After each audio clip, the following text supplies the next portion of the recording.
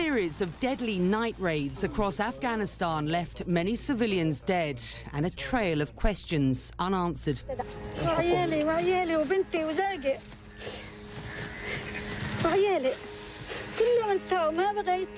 One journalist went in search of answers.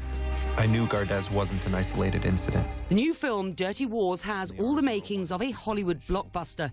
Civilian deaths, allegations of a military cover-up, and a mysterious secret source. But it's a documentary. Investigative journalist Jeremy Scahill says he had no idea what he was about to uncover.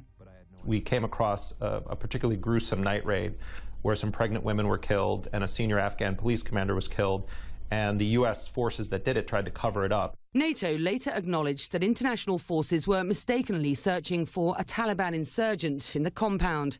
There were no insurgents at the compound. NATO admitted the international forces accidentally killed 2 armed men and 3 women in the night raid in Gardez. NATO apologized to the families and provided compensation.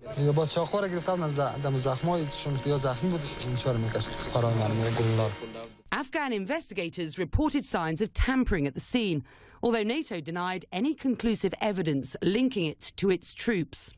Collateral damage. I hate that term. So do I. Yeah. But I'm going to use it. Okay. It's a term often used in war to justify killing innocent people, and perhaps that's the reason, understandably, that you don't like it. How tough was it to persuade people that this kind of killing is unjustifiable in what is known as the war on terror? I actually think we've reached a point in what they call the war on terror where we are making more new enemies than we are killing actual terrorists.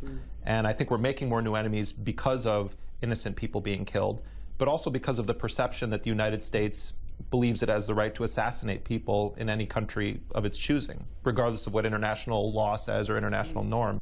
The White House, the State Department and the Department of Defense all declined to comment, pointing towards President Obama's May 2013 speech at the National Defense University. America's actions are legal. We were attacked on 9/11. Within a week, Congress overwhelmingly authorized the use of force. Under domestic law and international law, the United States is at war with al-Qaeda, the Taliban, and their associated forces. My administration has worked vigorously to establish a framework that governs our use of force against terrorists, insisting upon clear guidelines, oversight, and accountability that is now codified in presidential policy guidance that I signed yesterday. One incident that I looked into in Afghanistan where an Afghan police commander and 2 pregnant women were killed.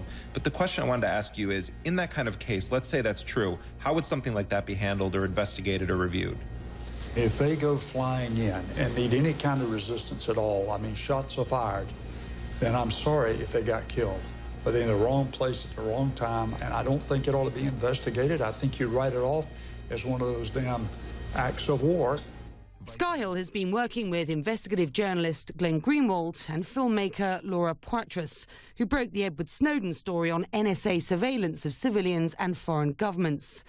Together, they've got plans to launch a global media organisation funded by the billionaire eBay founder Pierre Omidyar. We believe that journalists should have an entirely adversarial relationship with those in power. And Pierre made very clear that he wanted to hire an army of top-notch lawyers to challenge the U.S. government's violations of freedom of the press and the privacy of ordinary Americans. And he doesn't want to just be able to fight against those government attacks. He wants to encourage a confrontation to call the question on this.